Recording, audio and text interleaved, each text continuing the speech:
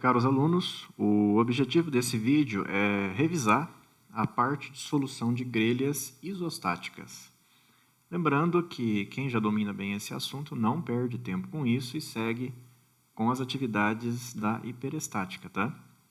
Mas quem tem dificuldade, espero que esse vídeo possa ajudar. Então, a princípio, a revisão vai ser baseada nesse exemplo de grelha. É uma grelha com 3 apoios aqui em H, B e I. Ela possui cruzamentos de até 3 barras aqui nesse canto, vários balanços e uma barra oblíqua no plano, tá? Essa barra aqui, FI, não está nem na direção de X, nem na direção de Y. Aqui, para ajudar também a gente, a visão em perspectiva e a visão em planta, ou seja, visto de cima isso daqui. Nessa vista em planta, tem algumas simplificações. Os apoios estão representados como aquela pirâmide vista de cima, seja o B, o H e o I. As cargas distribuídas, agora a gente vê um X quando o vetor está entrando, aqui e aqui, e a mesma coisa para as concentradas, aqui, aqui e aqui. E caso a reação de apoio estivesse saindo, ou seja, fosse para cima na direção de Z, ela apareceria como está o eixo Z aqui, como uma bolinha. Ou seja, quando ela está para cima, você vê a ponta do vetor, quando ela está para baixo, você vê a traseira do vetor, que seria o x. Então, essa vista em planta vai ficar aqui para ajudar a gente à medida que a gente for avançando nesse exercício. Lembrando aí algumas coisas que caracterizam a grelha. A grelha ela é uma estrutura desenhada no plano XY, que tem carregamento somente na direção do eixo Z, ou seja, não existe carga em Y nem em X. Isso limita os esforços que podem aparecer em apenas momento fletor, esforço cortante e esforço torção. E o fletor é aquele, ou a tração está embaixo ou a tração está em cima da viga. E o cortante também, é o cortante na direção DZ. Os deslocamentos possíveis de uma grelha, também devido a esta simplificação, rotações na direção do eixo X, rotações na direção do eixo Y e translações, ou seja, deslocamentos verticais em Z. As equações de equilíbrio disponíveis na grelha são a soma das forças na direção de Z, ou o somatório das verticais igual a zero, a somatória dos momentos no eixo X igual a zero. Lembrando que o eixo X não precisa ser onde eu coloquei o X, eu posso pegar qualquer eixo na direção de X. E a soma dos momentos em relação a Y igual a zero. Também não precisa ser esse Y, pode ser qualquer eixo Y. Inclusive é possível traçar um eixo oblíquo aqui e usar ele para fazer o somatório dos momentos. Mas a priori a gente costuma utilizar essas 3 equações na direção dos eixos cartesianos. Então, vamos começar aqui. Primeiro, o cálculo das reações de apoio. Eu tenho essas 3 equações de equilíbrio, vamos ver o que a gente pode fazer. As reações que eu tenho aqui para fazer o cálculo, primeiro eu preciso trabalhar com a resultante dessas cargas distribuídas, que eu vou representar aqui. A primeira é resultante dessa carga de 3 kN por metro.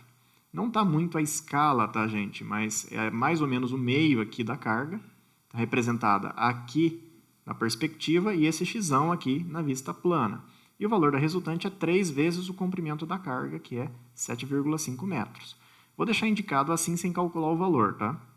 E a outra resultante que eu tenho está nessa carga distribuída de 7, que vai estar bem aqui no meio, e ela vale 7 vezes o comprimento dessa barra, que vai dar a raiz de 41 metros. É só fazer a soma dos quadrados do cateto, que é 4 ao quadrado mais 5 ao quadrado, dá 41. Então, raiz de 41 metros o comprimento desta barra. E ela está representada aqui também no plano. Toda animação que eu coloco aqui, ela aparece aqui ao mesmo tempo, tá? As reações de apoio que eu tenho são essas 3, representadas aqui em B, H e I, e aqui como uma bolinha, porque provavelmente elas são um vetor para cima, né, para equilibrar o carregamento. Eventualmente, se eu arbitrei no sentido errado, a equação de equilíbrio vai me dizer, dando o resultado negativo. E eu vou dar um nome para elas de RH, RB e RI. Então, para começar, não compensa usar a soma das forças em Z. As 3 incógnitas entrariam numa mesma equação, eu quero evitar montar um sistema. Então, vamos escolher uma soma de momentos em relação a um eixo que suma com 2. E o melhor eixo que eu tenho disponível é este aqui. Eu não preciso usar o eixo Y aqui, eu posso passar um eixo Y aqui, que eu estou representando em amarelo, e fazer o somatório dos momentos em relação a esse Y que passa pelo ponto HI. Então está aqui representado e está aqui representado na planta. Lembrando que na hora de somar os momentos, a gente precisa tomar cuidado com a convenção de sinais, e a gente usa a regra da mão direita, que está representada aqui e aqui. Ou seja, o dedão fica apontando no sentido do eixo, e os demais dedos indicam o sentido de rotação do momento, a tendência de rotação que esse momento tem. Então vamos começar a montar essa expressão. Está aqui ela já montada. O que eu tenho aqui? O momento dessa resultante de 3 vezes 7,5 em relação a esse eixo. Então é o valor da força vezes o braço de alavanca. O braço de alavanca daqui a aqui fica mais fácil de ver em planta, é a distância daqui até aqui. Ou seja, é a metade do comprimento dessa barra, ou seja, a metade de 7,5 é 3,75. Não confiem porque o meu desenho não está bem à escala, tá? E ela vai tender a gerar um momento negativo. Se você aplicar a regra da mão direita, a tendência de rotação vai colocar o teu dedão para a esquerda, que é o contrário do eixo, que é a minha convenção de sinal. Então, menos esse momento aqui. A próxima que eu vou colocar é o momento dessa resultante aqui de 7 raiz de 41. A distância dela até o eixo, fica mais fácil de ver aqui, essa distância perpendicular aqui. Como ela está bem no meio da barra, a distância aqui vai ser a metade dessa cota, 2 metros. Então, o valor da força vezes o braço de alavanca, que é 2. E, novamente, essa força tende a gerar um momento negativo, porque pela regra da mão direita dá o sentido contrário de Y. A próxima que vai entrar no somatório é essa força de 17 vezes o braço de alavanca, que está medido aqui, e é mais fácil de ver aqui, é daqui até aqui, que são 6 metros. Então, menos 17 vezes 6. Outra que vai entrar é essa força de 15 vezes o braço de alavanca, ou seja, a distância dela está daqui, perpendicular até aqui, vezes 7,5. E a última que vai entrar aqui é essa força de 12 vezes o braço de alavanca, que fica mais fácil de ver aqui, a distância perpendicular até o eixo, que é 4 metros. E aí a nossa incógnita, que vai ser a reação RB, vezes o braço de alavanca, também fica mais fácil de ver por aqui, pela planta, que é 7,5 metros. E como eu arbitrei ela para cima, ela tende a gerar um momento no mesmo sentido do eixo Y, portanto, mais RB vezes 7,5. E tudo isso tem que dar zero pela nossa equação de equilíbrio. Isolando o RB aqui, vocês vão descobrir que ele vale 58,20, valor que eu já estou deixando anotado aqui e aqui. Então, esse é o processo. Agora a gente vai para a próxima reação de apoio. Se vocês quiserem, já pensem no eixo que acham mais adequado para fazer o cálculo. Então, vou limpar um pouco o meu desenho. E para calcular a próxima reação de apoio, eu vou colocar um desses eixos aqui de forma que eu elimine outra incógnita. Como eu já sei o valor de RB, eu tenho que sumir ou com RH ou com RI. Aqui eu vou optar por sumir com RH usando um eixo X passando de A até H. Dessa forma. E vou fazer a somatória dos momentos nesse eixo igual a zero. Então, vejamos. Colocando aqui a regra da mão direita para o eixo nas duas perspectivas, para a nossa convenção positiva. Então, quando você vê a tendência de rotação e teu dedão apontar na direção do eixo X, momento positivo. Quando ele apontar no sentido contrário, momento negativo. Então, vamos montar a nossa expressão aqui. Começando pelo momento causado pela reação RB, que vale 58,20. E agora eu pego a distância dessa força perpendicular a esse eixo, ou seja, essa distância horizontal aqui, que é 3 metros. Mais fácil de ver aqui na planta, a distância daqui até o eixo. 3 metros aqui. O sentido é positivo, então, mais 58,20 vezes 3. A próxima que está entrando é essa aqui, 7 raiz de 41, vezes a distância até o eixo. Fica mais fácil de ver por aqui. A distância daqui até aqui é essa distância aqui, que é a metade de 5, que é 2,5, mais essa distância aqui, que é 3. Então, essa conta dá 5,5. E ela gera um momento negativo, ou seja, o teu dedão aqui vai apontar no sentido contrário do eixo. Outra que entra, a de 17, que está aqui, vezes o braço de alavanca, que é 3, ó, fica mais fácil de ver pela planta. A de 15 vezes o braço de alavanca, que é 5, a força está aqui, ó, a distância até o eixo é 5 metros. E a de 12 vezes o braço de alavanca, que é 8, a de 12 está aqui, ó, e a distância até o eixo é 8 metros. Mais a nossa incógnita, que é o RI, está aqui, vezes a distância até o eixo, que é 8 metros. E como eu arbitrei o RI para cima, a tendência dele é gerar um momento, sentido de rotação, no mesmo sentido do eixo X, por isso que ele fica positivo aqui. Tudo isso vai ter que dar zero. Então, se eu isolar agora o RI aqui, a gente obtém o valor de 36,74 kN, que eu já estou deixando anotado aqui e aqui. Agora só falta uma reação. Eu até poderia fazer a soma das forças em Z, ou a soma das verticais, igual a zero, e achar o RH. Mas como a gente já está fazendo o somatório de momentos em diferentes eixos, dá para escolher um novo eixo. Por exemplo, vamos limpar o desenho aqui. Eu vou usar agora outro eixo X que passa pelo ponto GI. Assim eu sumo com RI e vou descobrir RH. Então, novamente, está representada aqui a regra da mão direita, indicando o sentido positivo dos momentos. E vamos montar aqui o somatório dos momentos em relação ao eixo X que passa pelo ponto GI, dando essa expressão. Então, primeiro, a nossa incógnita, RH vezes a distância até o eixo, ou seja, o RH está aqui e a distância até o eixo é 8 metros. E o sentido de rotação é negativo, menos RH vezes 8. Depois, essa resultante aqui de 3 vezes 7,5, vezes a distância que é o braço de alavanca. Esse x até aqui, 8 metros também. Só que agora o sentido de rotação é positivo, então, mais 3 vezes 7,5 vezes 8 metros. Outra que vai entrar é a reação RB, que vai gerar momento. Ela vale 58,20. A distância dela até o eixo é 5 metros. E a tendência de rotação dela vai dar negativa. Mais uma que vai aparecer aqui na equação é a força de 17, que está aqui na planta, e o braço de alavanca também é 5 metros. Outra que entra é a força de 15, cuja distância, o braço de alavanca, é 3 metros.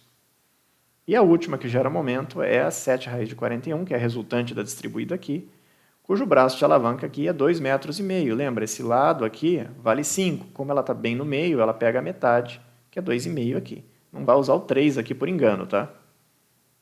E tudo isso vai ter que dar zero. Reparem que a força de 12 não gera momento no eixo porque não tem braço de alavanca. A distância de 12, desse 12 até o eixo é zero. A mesma coisa aconteceu com as forças que estavam nessa barra AH aqui, no cálculo aqui, quando a gente fez o X passando por AH. Então, se eu isolar o RH, ele vai dar 16,38 kN, que eu já vou deixar anotado aqui e aqui. Então, está calculado as reações de apoio. Isso está pronto. Para garantir que a gente acertou, vamos fazer pelo menos uma verificação. Como eu não usei a soma das forças verticais, a gente pode limpar o desenho e fazer esse somatório para ver se isso dá zero. Então, eu vou montar essa expressão, somando todas as forças verticais, ou seja, as 3 reações, as cargas concentradas e a resultante das cargas distribuídas, somando tudo, deveria dar zero. Então, fazendo essa conta, não dá zero exato, porque a gente está truncando alguns resultados aqui, mas dá 0,001, que é aproximadamente zero. Então, ok, aparentemente as reações estão corretas. Feito as reações de apoio, a gente agora tem condições de começar a pensar em traçar o diagrama de momentos. Mas é uma grelha trabalhosa essa, eu não peguei uma grelha pequena. Então, vamos dar uma limpada no desenho. Eu estou deixando indicadas as reações aqui sem as letras mais, porque a gente vai precisar lembrar como fazer esse traçado. Então, nós temos algumas convenções. Por exemplo, barras na direção de Y, que eu estou representando aqui em perspectiva e aqui em planta, e barras na direção, no caso, barras na direção de X e barras na direção de Y. Os esforços que eu tenho são momentos na direção do eixo Y, que eu vou sempre desenhar em vermelho daqui para frente, tá? Então, para a barra na direção de X, esse é um momento fletor. Estão vendo? Para a barra na direção de Y, esse tipo de momento ele é torção. E aqui eu já estou representando a convenção positiva desses momentos, ou seja, esse momento fletor está tracionando embaixo da barra nessa convenção. Os momentos na direção de x, que eu vou representar daqui para frente em roxo, para essa barra na direção de x é torção. E para essa barra na direção de y, isso daqui se torna flexão. Tal como está anotado aí. E por último, eu tenho o cortante, que seriam as forças na direção de z, que eu estou representando aqui como vetores, e aqui com um vetor saindo da tela e um vetor entrando na tela. A bolinha está saindo, o x está entrando. E tudo isso é o meu cortante. O cortante tem um detalhe quando a gente fala de grelha. Por exemplo, se você estiver posicionado à esquerda dessa barra e olhar para ela, o cortante forma um binário no sentido horário, que geralmente é a convenção positiva, ou seja, você desenha o positivo em cima e o negativo embaixo. Se você olhar essa mesma convenção desenhada aqui, se posicionar do lado direito dessa barra, onde eu estou com o ponteiro vermelho, e olhar para o cortante, o binário fica anti-horário, o que quer dizer que ele é negativo e você desenharia ele embaixo. Então, independente da perspectiva que você usa, o importante é não mudar essa perspectiva para uma mesma barra. Não tem importância o diagrama ficar ora desenhado em cima da barra, ora desenhado embaixo, contanto que os valores estejam corretos. Então, o cortante é o único que ele muda de lado da barra sem ser necessariamente um erro de convenção de diagramas. Já o momento fletor é sempre desenhado do lado da fibra tracionada, e a torção, o vetor saindo da seção, como está representado aqui, é torção positiva, tem que levar o sinal, e quando o vetor está entrando, o contrário disso, ele é negativo. Ele obrigatoriamente deve levar o sinal. Então, com isso, já é possível olhar o desenho e sair traçando o diagrama, mas como a maioria costuma ter bastante dificuldade nessa vista em perspectiva, eu vou mostrar a forma de fazer explodindo a estrutura e separando as barras. Então, está aqui a vista, a nossa grelha com as reações em perspectiva, um pouquinho menor, porque eu vou precisar do espaço, e aqui em planta também um pouquinho menor. Eu vou apresentar agora todas as barras separadas. Então, reparem aqui em perspectiva e aqui em planta. O que eu fiz? A barra AE está aqui, levou a carga. A barra EH também está aqui. A EF, a BF, a BC, a GI e a FI. Eu até poderia dividir essa daqui em duas, tá? BD e DF, mas não vai fazer falta nesse caso. E a mesma coisa aqui. O carregamento daqui que eu trouxe para cá, eu tomei alguns cuidados. O primeiro deles, quando eu tenho cruzamento de barras, várias barras no mesmo nó, como o nó E, B, F e I, eu não levo a carga aplicada no nó. Ou seja, olha o nó I aqui, ó. Tem uma força aplicada, que é a reação de 36,74. Essa força eu não coloquei nem nessa barra e nem nessa barra, porque eu não sei em qual das duas ele está atuando. Na realidade, ele vai se dividir um pouco para cada lado. Então, é melhor não levar para nenhuma das duas, deixa ela aqui no nó. A gente vai incluir essa carga quando fizermos o equilíbrio do nó. A mesma coisa acontece aqui no nó B, onde tem a força de 58,20, que é a reação de apoio. Eu não coloquei nem nessa barra e nem nessa, porque ela provavelmente vai se dividir entre as duas. Aqui no ponto E não tem carga concentrada nem momento concentrado, mas se houvesse, eu também não colocaria em nenhuma das três extremidades aqui. Eu resolveria isso pelo equilíbrio do nó. Como eu não sei em qual barra ele está, ele não fica em nenhuma. A mesma coisa no ponto F.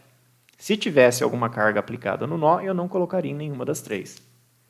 Eu só levo para a barra carga nodal quando eu tenho certeza. Por exemplo, esse 16,38 só pode estar na barra EH, porque é o único ponto que está aqui, por isso que ele está aqui. Ele é uma carga. Essa força de 12 aplicada no ponto G também só pode estar na barra GI, não tem duas barras nesse nó. Então ele está aqui. A mesma coisa funciona com a força de 15, que está aqui. 17 está no meio da barra, então aqui não tem dúvida de que barra que ela está. Então, tendo esse cuidado de, se você tem uma carga num nó que tem várias barras conectadas, não colocar ela na versão explodida, a gente começa a conseguir traçar, calcular as forças de extremidade de barra. Ou seja, vamos começar aqui pelos balanços. A barra AE está em balanço, ou seja, no lado A não tem nada. Eu preciso calcular as forças de ligação aqui em E. E eu vou representar simultaneamente nessa vista em perspectiva e nessa vista em planta. Prestem atenção do lado que vocês acham mais fácil, tá? Então, começando, ó, 3 equações de equilíbrio. A soma das forças verticais na barra AE vai me dar a reação vertical aqui. É como calcular a reação de uma barra engastada livre, tá? Então, pela soma das verticais, aqui falta 10,5 kN para a soma da zero, que é o equivalente a 3 vezes o comprimento dessa barra. Aqui eu tenho 2 momentos, um na direção de x e um na direção de y. Vamos representar aqui o momento em y, na vista em perspectiva e na vista em planta. Se eu fizer a soma dos momentos em relação a E na direção de y, eu descubro quanto que tem que valer isso, porque a soma tem que dar zero. Como essa carga de 3 vezes o comprimento da resultante vezes a metade da distância vai dar um momento para a esquerda, então eu lanço para a direita com o valor de 18,375. Assim, a soma dos momentos em relação a E dá zero. Façam a conta aí, é uma barra engastada livre. E isso me permite calcular quanto que é a força momento fletor na extremidade dessa barra. E o último momento que eu tenho é o momento em x, aqui e aqui, que eu estou representando aqui sempre em roxo. Aqui não tem nenhum carregamento capaz de causar um momento nessa direção, portanto ele é zero. Nas duas. Lembra, o carregamento para causar momento aqui precisa ter um braço de alavanca em relação a esse eixo. Nenhuma carga aqui tem isso. Vamos para outra barra que tem uma extremidade, ou seja, essa aqui, ó, a EH. Desse lado a gente já sabe tudo, que está aqui, ó, é a extremidade do apoio. Desse lado eu tenho 3 para calcular, tanto nessa vista como nessa vista. Começando pelo cortante. Para a soma das verticais dá zero, ó, aqui tem 3 vezes 4, 12, e tem 16 para cima, que vai dar uma reação para baixo de 4,38. Assim, a soma dessas 3 na vertical dá zero. Está representada aqui como um vetor para baixo e aqui como um xizinho, que é um vetor entrando na tela. O momento na direção do eixo x é só somar os momentos em relação aqui, ó, a E, na direção de x. Lembrando que a carga distribuída de 3 causa momento aqui e essa força de 16,38 causa momento aqui. Faz a soma de todos eles igual a zero e descobre quanto que falta aqui. É uma equação de equilíbrio bem simples. Eu não estou montando a expressão porque só tem 3 cargas nessa equação. A incógnita, a distribuída e essa daqui. Isso vocês conseguem fazer num rascunho de papel. Então, isso daqui vai ter que valer 41,52 para a direita, para a soma dos momentos no ponto E dá zero. E a mesma coisa agora para o momento em x. Nenhuma das cargas dessa barra gera momento em x, então o momento em x aqui vale zero. Vamos procurar outra barra que seja em balanço. Por exemplo, aqui, ó, a BC. Do lado C a gente já sabe, falta calcular os 3 esforços do lado B. Começando pela vertical. Para a soma das verticais dá zero, falta 15 aqui. Essa é bem fácil de enxergar, como só tem uma carga. O momento em x, no caso o momento em y, para começar, é a torção. Então, nenhuma dessas duas de 15 causa momento nessa direção do eixo. Portanto, ele vale zero. E agora sim, o momento em x. Essa força de 15 causa um momento em x aqui, apontando para cima, no valor de 15 vezes o braço de alavanca, que é 2, que é 30. Portanto, falta 30 para baixo, para a soma dá zero. Está aqui, a soma dos momentos em relação ao eixo x passando por aqui dá zero. Tanto nessa vista como nessa vista em planta. Outra barra que está em balanço é a GI, que está aqui. Ó. Do lado G a gente já calculou tudo, falta calcular do lado I. Começando pela soma das verticais, é óbvio que se aqui tem 12 para baixo, aqui tem 12 para cima. O momento em Y, 12 vezes o braço de alavanca, que é 4, causa um momento apontando para a esquerda, pela regra da mão direita. Então, vou colocar o mesmo valor para a direita, para a soma dos momentos em relação a I, na direção de Y, dá zero. Então, falta 48 aqui. E aqui também. Ó. Lembra? Mesma coisa dos dois lados, só perspectiva planta. E o momento em X, não tem nenhum carregamento aqui que causa um momento na direção de X, portanto, ele vale zero.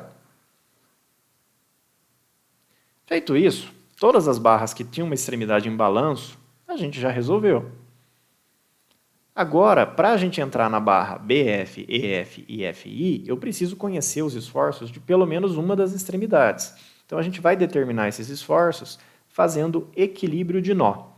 Vamos começar pelo nó E. Tem 3 barras conectadas aqui nesse ponto do nó E. Essa e essa.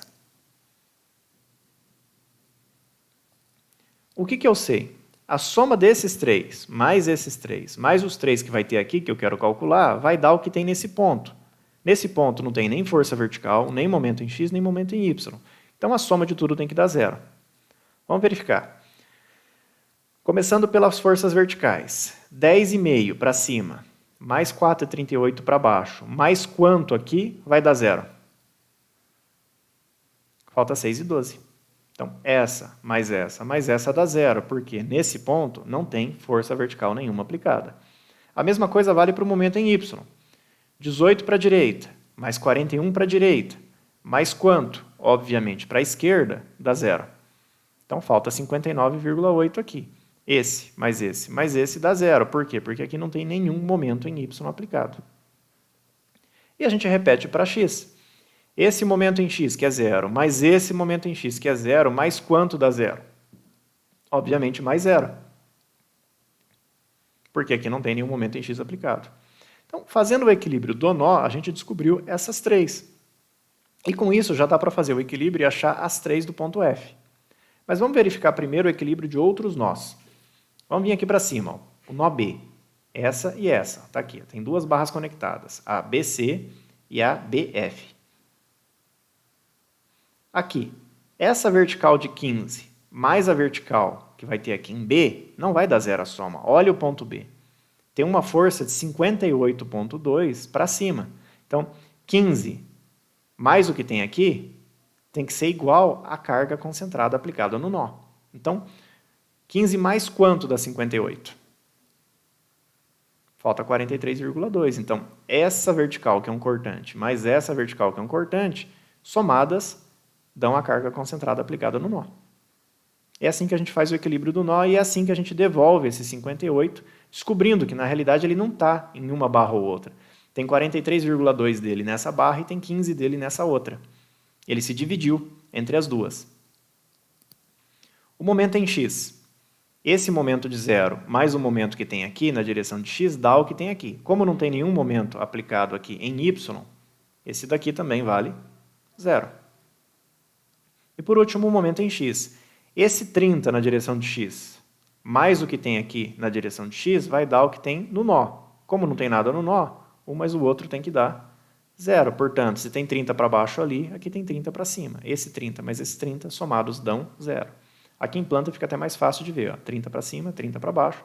Um mais o outro dá o que tem nesse ponto, que é 0.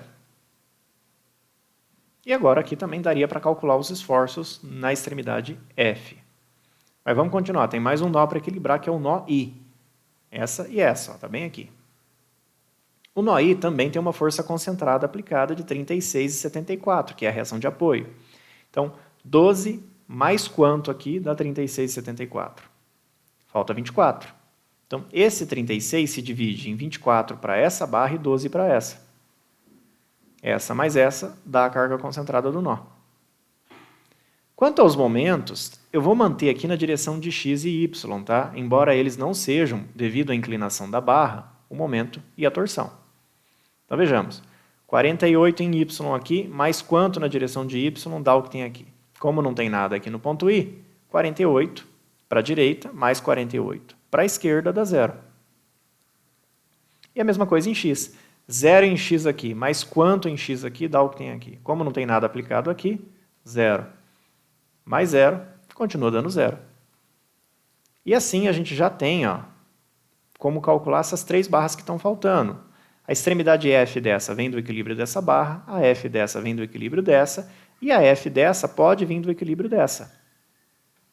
Vamos equilibrar então a barra de novo, começando aqui pela EF. Pela soma das verticais, aqui no ponto F tem que ter 6 e 12 para cima. Assim, 6 e 12 menos 6 e 12 dá 0. Na direção de x, no ponto F, para a soma dos momentos em x dá 0, nenhuma das cargas aqui gera momento em x, mas eu já tenho 59 em x para a esquerda.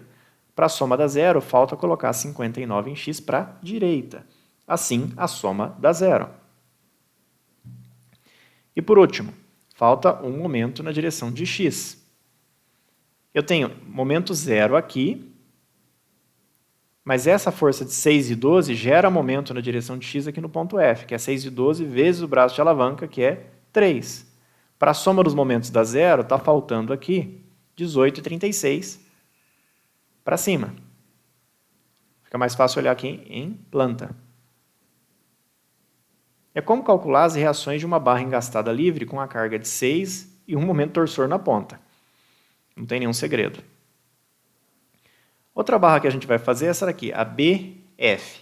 Então, pela soma das verticais, tem que ter uma força vertical no ponto F para baixo de 26,2, pois 43,2 para cima, menos 17, menos 26, dá zero. O momento em X que tem aqui, ele também vai ter um valor. Reparem, aqui esse momento para somar é zero, mas esse 43,2 gera um momento aqui de 43,2 vezes 3,5, apontando para a direita, e esse 17 gera um momento aqui de 17 vezes 2, apontando para a esquerda. Fica faltando para a soma da zero 117,2 para a esquerda. E por último, o momento em X, que é o roxinho aqui. Como nenhuma dessas cargas gera momento em X, eu tenho 30 para cima, aqui para a soma da zero eu tenho que pôr 30 para baixo. E reparem que está aparecendo aqui também na planta os mesmos valores. Aqui eu posso fazer o equilíbrio para achar os 3 esforços no ponto F, mas observem, tem 3 barras conectadas no ponto F aqui, e eu já conheço 2. É só fazer o equilíbrio do nó e a gente descobre esse. Então, essa vertical de 6, mais essa vertical de 26, mais o que tiver aqui, vai dar o que tem no ponto F, que é 0. Então, está faltando aqui para a soma da zero, 20,08 para cima. Na direção de X, 117,2 para a esquerda, mais 59,9 para a direita, mais quanto aqui em ponto F, vai dar o que tem nesse ponto, que é 0. Então, está faltando para a soma da zero, 57,3 para a direita. E agora em X, 30 para baixo, mais 18 para cima, mais quanto dá o que tem nesse ponto, que é 0.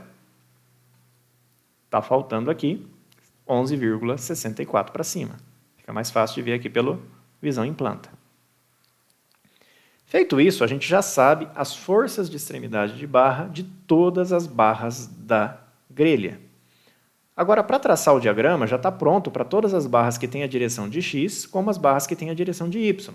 Só essa barra inclinada no plano, essa barra oblíqua, que ainda não está pronta, porque esse momento de 57, esse de 11, esse de 0 e esse de 48, não são momento fletor e momento torsor dessa barra. Eu só tenho o cortante, que é o 20 e o 24. Eu preciso decompor essas forças de extremidade na direção perpendicular à barra e paralelo. O momento perpendicular é momento fletor, o paralelo é torção. Como a vista em perspectiva dá muito trabalho a gente enxergar os ângulos, fiquem de olho agora na vista em planta, fica mais simples. Então eu vou indicar aqui o ângulo alfa, representado aqui e aqui. Fazendo o arco tangente aqui de 4/5, vocês vão descobrir que o ângulo alfa vale 42,96 graus. Com esse ângulo, a gente consegue fazer a decomposição. Vamos começar aqui pelo ponto I. Essa daqui é 0, então ela não entra na conta, vai ficar só com 48. Esse 48 tem uma componente paralela à barra, que é essa amarelinha que eu desenhei. E como aqui tem alfa, o alfa vai estar nessa posição aqui, ela vale 48 vezes o cosseno de alfa, ou seja, ela vale 37,48. Essa é a torção da barra nesse ponto. Antes da gente calcular o fletor aqui, vamos para o outro lado aqui, no ponto F, fazer o mesmo cálculo. Aqui tem duas, 57,3 e 11,64. Essas duas têm uma componente paralelas que somadas dão essa. Então, cuidado aí, tá? O 57 tem uma componente nessa direção que vale 57,3 cosseno de alfa. No mesmo sentido dessa que eu coloquei aqui. Esse 11 tem uma componente para cima aqui, no sentido contrário, de 11,64 seno de alfa. Então, essa cosseno menos essa seno dá essa daqui, que vai dar 37,48. Reparem que é o mesmo valor que deu aqui em cima, deu aqui embaixo. Ou seja, essa é uma barra que nenhum carregamento dela gera torção na barra. Então, seja lá o que entrou de torção desse lado, tem que aparecer desse lado para a soma das torções dar zero. Do mesmo jeito que aconteceu em todas as outras. Ó. Então fica como uma verificação. Agora vamos descobrir a flexão. Olhando aqui para o ponto I de novo. Essa de 48 tem que ter uma componente perpendicular à barra, que eu estou representando aqui também em amarelo. E agora, a componente é 48 seno de alfa, que vai dar 30, ou aproximadamente 30, 29,988, alguma coisa assim. Do lado de cá, a mesma coisa. Essas duas têm uma componente perpendicular que, somadas, vão dar essa daqui. Então, cuidado, agora essa daqui a componente é para cima e essa daqui a componente é para cima. Eu vou ter que somar as duas componentes. Essa daqui é 57,3 seno de alfa nessa direção e essa daqui é 11,64 cosseno de alfa nessa direção. Somando as duas dá 44,92. Como para traçar o diagrama me interessa só se a força é perpendicular ou paralela à barra, eu vou limpar o desenho tirando as outras que não interessam. E vou ficar só com essas amarelinhas aqui. E como eu não fiz o cálculo aqui na perspectiva, eu vou pegar esses valores que estão aqui e desenhar eles aqui na perspectiva. Reparem que na perspectiva é bem difícil de enxergar a inclinação delas, tá? É mais fácil fazer aqui em planta. Então está aqui os valores 44, 37, 37 e 30. Agora sim, eu tenho toda a informação necessária para fazer o traçado dos diagramas. Então, essa visão em planta não vai ser útil agora para o traçado dos diagramas, porque eu tenho que traçar os diagramas numa vista em perspectiva, já que o momento traciona em cima ou embaixo da barra. Então, eu tenho que desenhar ele em cima ou embaixo, e aqui não daria para ver nada.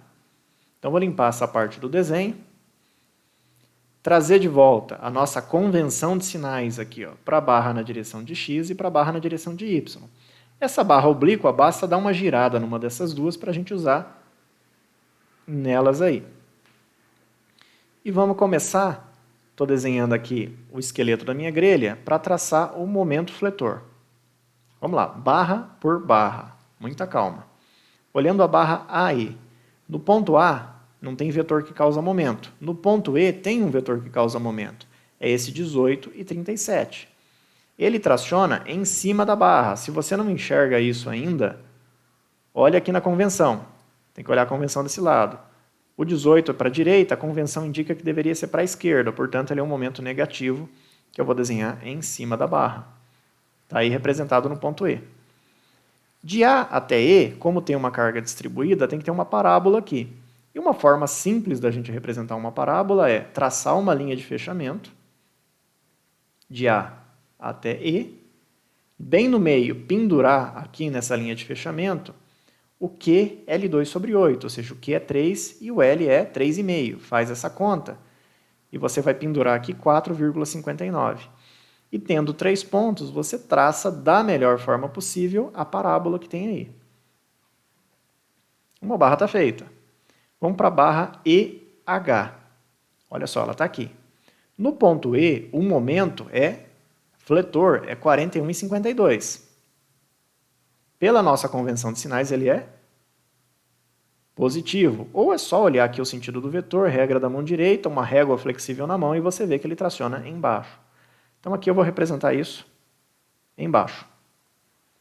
E no ponto H não tem momento aqui, então o momento aqui é 0. Como também tem carga distribuída, eu vou fazer uma linha de fechamento. Bem no meio, eu vou pendurar QL2 sobre 8, lembrando agora que o Q ainda é 3, mas o L agora da barra é 4 metros. E com 3 pontos, vou fazer o traçado da melhor forma possível de uma parábola. 2 barras prontas, vamos para a próxima. Barra EF, ela está aqui. Ó. No ponto E, o momento fletor é esse vetor roxo aqui, é o 0. Então aqui é 0. No ponto F, o momento fletor é esse 18 aqui, que é o roxo. Esse 18, se vocês olharem, traciona em cima da barra. Ou olha a convenção, ó, do lado direito aqui, convenção para a barra na direção de Y, está ao contrário da direção do meu momento positivo. Então você desenha em cima, tracionando em cima aqui. Ó. Como não tem carga distribuída, o diagrama aqui é linear, então ele vai de 0 até 18, seguindo uma reta. Próxima barra, vou agora para a barra BDF. Aqui no ponto F, o momento fletor é esse 117,2. E aqui no ponto B é 0. Então, o momento aqui é 0 e aqui é 117,2. Esse 117 traciona embaixo da barra. Ou olhem a convenção, ó. Mesmo sentido do vetor aqui, olhando por baixo. Então, vou marcar ele aqui embaixo. Essa barra tem uma carga concentrada aqui, que não é exatamente no meio, de 17. Então, o diagrama aqui ele é bilinear. Eu posso colocar uma seção aqui em D, olhar à direita e à esquerda e calcular o momento, ou, fica mais fácil, fazer uma linha de fechamento de 0 até 117.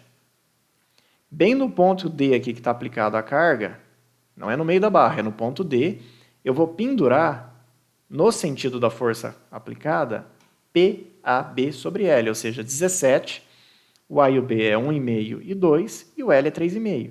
Então, PAB dividido por L, a gente pendura 14,57 embaixo aqui da linha de fechamento. E faz o diagrama bilinear, ou seja, ele vem reto de B até D e reto de D até F. Dessa forma. Não é uma parábola, tá? São duas retas. Próxima barra, barra BC. No ponto C não tem momento fletor. No ponto B tem esse momento de 30 tracionando em cima. Então, aqui no ponto B, 30 tracionando em cima. Como não tem carregamento no trecho da barra, o diagrama é linear de 30 a 0. Agora vamos para a barra FI, aquela em oblíqua. Olha aqui, no ponto F, o momento fletor é o 44,92. Por essa indicação aqui, ele traciona embaixo. Só dá uma girada numa convenção dessa daqui que você observa isso, ou usa uma régua flexível e aplica um momento seguindo a regra da mão direita. Então, aqui eu vou representar embaixo, 44,92. Do lado de cá, no ponto I, o momento fletor é esse 30. E esse 30 também traciona embaixo da barra, que eu vou representar aqui. Como tem uma carga distribuída aqui, eu vou fazer uma parábola, traçando uma linha de fechamento desse ponto a esse. E bem no meio aqui, vou pendurar, no sentido da carga, o QL2 sobre 8, sendo que o Q é 7 e o L é raiz de 41. Vai dar aqui 35,87. Tendo 3 pontos, eu vou fazer a parábola da melhor forma que eu conseguir.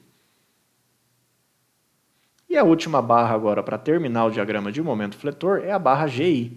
No ponto G não tem momento fletor. No ponto I, o momento fletor é esse 48 aqui, que traciona em cima. Desenhando ele ali em cima, como não existe carregamento do trecho G até I, ele é um diagrama linear de 48 a 0. E o diagrama está pronto. Este é o diagrama final de momento fletor. Para calcular algum ponto de máximo ou mínimo do diagrama, eu vou precisar do cortante. Não que eu vá fazer nesse vídeo, mas eu precisaria do diagrama de cortante que a gente vai fazer logo logo. Então, feito o momento, agora eu vou fazer o diagrama de torção. Então, eu vou limpar esse desenho. Vou trazer de volta aqui o esqueleto para mim fazer agora o diagrama de torção, esforço de torção. Barra por barra. Ó. A barra AE, torção em A é 0, torção em E é vetor roxo, 0. Então, aqui não tem nada de torção para fazer. É 0. É só indicar que é 0. A barra EH, em E é o vetor roxo a torção, é 0 também. Em H não tem nem vetor, porque é 0. Então, de E a H, a torção também é 0. Eu vou deixar em branco aqui, indicando que é 0. Agora, a barra EF, olha ela aqui. Ó. O vetor de torção em E é esse vermelho de 59,89. É um vetor saindo da seção, convenção de torção positiva. Do lado F, o mesmo valor, 59,89, saindo da seção, ou seja, a convenção positiva. Então, a torção da barra EF é uma torção positiva constante de 59, e é o que eu vou traçar aqui. Ó. 59,89, torção positiva constante de E até F. Vamos para a próxima barra, a barra DBDF. Está aqui. Ó. Ela tem uma torção em B de 30, vetor saindo da seção positivo. E tem uma torção em F de 30, que é o vetor roxo, vetor saindo da seção positiva. Então, é constante de B até F no valor de 30 positivo, que é o que eu vou traçar aqui. Muito importante colocar o sinal na torção, tá? A barra BC, a torção em B é zero, que é esse vetor vermelho, e a torção em C não existe, também é zero. Vou deixar em branco, indicando que é zero. Agora a barra FI. A torção no ponto F é o 37,48. Como é um vetor entrando, é negativo. E a torção em I é o vetor de 37,48. Como é um vetor entrando na seção, é negativo. Portanto, a torção nessa barra é constante de menos 37,48, que é o que eu vou traçar aqui. E a última barra, a barra GI. Em G não tem torção, em I a torção, esse vetor roxo, vale zero, ou seja, eu vou deixar em branco, indicando que a torção aqui é zero. Está pronto o diagrama de esforço de momento torsor. E o último diagrama que falta para fazer agora é o diagrama de esforço cortante. Então, mais uma vez, eu vou limpar esse diagrama aqui para a gente poder traçar o cortante. Está aqui o esqueleto de volta da estrutura, onde eu vou fazer o esforço cortante. Barra por barra. Lembrando aí que o cortante depende. Se você olhar da esquerda para a direita nessa barra ou da direita para a esquerda, o cortante muda de lado da barra, mas o valor é o mesmo. Então, não importa se você desenhou em cima da barra e eu estiver representando embaixo da barra. Se os valores estiverem corretos, o seu diagrama está correto. Então, vamos lá. Eu vou olhar aqui nessas barras aqui, da esquerda para a direita, e nessas barras da frente para o fundo, tá? Só para ficar coerente aqui com o meu diagrama. A barra AE, no ponto A não tem vetor de cortante, é zero. No ponto E, ele vale 10,5. Pela minha convenção aqui, ele é negativo. Se você desenhou apontando para cima, nenhum problema. Por isso que eu nem coloco sinal, tá? Eu sei que ele dá negativo pela minha convenção, mas eu não costumo colocar sinal no cortante. Como tem uma carga distribuída, o cortante é linear, então de 0 até 10,5 ele vem linear. Barra EH, olha ela aqui. O cortante em E é de 4,38. Vetor para baixo, pela minha convenção, ele é negativo.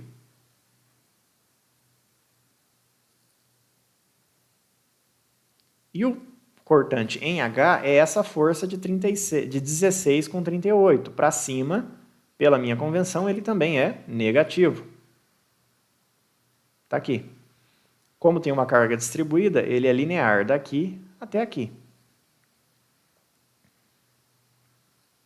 Agora na barra EF. No ponto E, o cortante é 6,12. Para baixo, pela minha convenção, ele é negativo.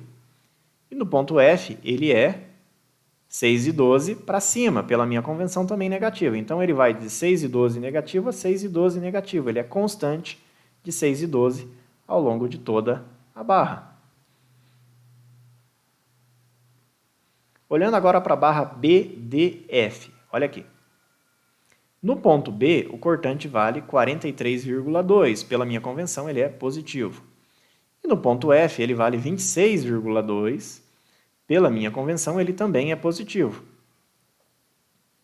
Então, está aqui 26,2 e 43,2. Os dois para cima, porque, pelo meu ponto de vista aqui, ele fica positivo. Para fechar o diagrama, reparem, de B a D não tem carga.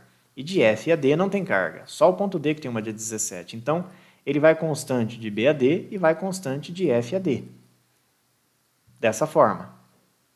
Em D, reparem aqui que ficou uma descontinuidade, que a gente vai fechar. E lembrem-se, essa descontinuidade é exatamente o valor da carga concentrada aplicada em D. Então, fica dois trechos constantes. Agora, a barra BC. No ponto B, o cortante vale 15, para mim positivo, e no ponto C ele vale 15, para mim positivo. Então, ele é constante de 15 positivo de B a C. A barra FI. No ponto F, o cortante aqui vale 20,08. Pela minha convenção, ele seria positivo. Está aqui representado. No ponto I, ele vale 24,74. Pela minha convenção, ele é negativo. Como tem uma carga distribuída nessa barra, o cortante é linear daqui até aqui. Lembrando que nesse ponto aqui que ele intercepta que o cortante vale 0, é onde a gente obteria o momento fletor máximo nessa seção. Última barra, GI. No ponto G, o cortante é 12, pela minha convenção, ele é negativo. E no ponto I, ele é 12, pela minha convenção, ele também é negativo. Então, aqui ele é constante de 12. Ficou representado levemente errado, vamos consertar isso aí. Na realidade, ele vem constante aqui, ó, de 12. A animação ficou errada, tá? Então, está aqui a correção. Ele é um cortante constante de 12. Bem, o objetivo era esse. Eu espero que isso possa ajudar vocês a resolverem outros exercícios de grelha isostática, principalmente quando chegarmos às grelhas hiperestáticas na disciplina. E, embora eu tenha feito decompondo, é possível, a partir desse esquema aqui, você diretamente fazer esse diagrama. Só que isso requer prática. Então, quem conseguiu praticar bastante na Mecânica 2 consegue vir desse diagrama para esse. Quem não teve tempo de praticar o suficiente, compensa continuar fazendo assim para traçar o diagrama de grelha. Bem, o objetivo era esse. Até mais.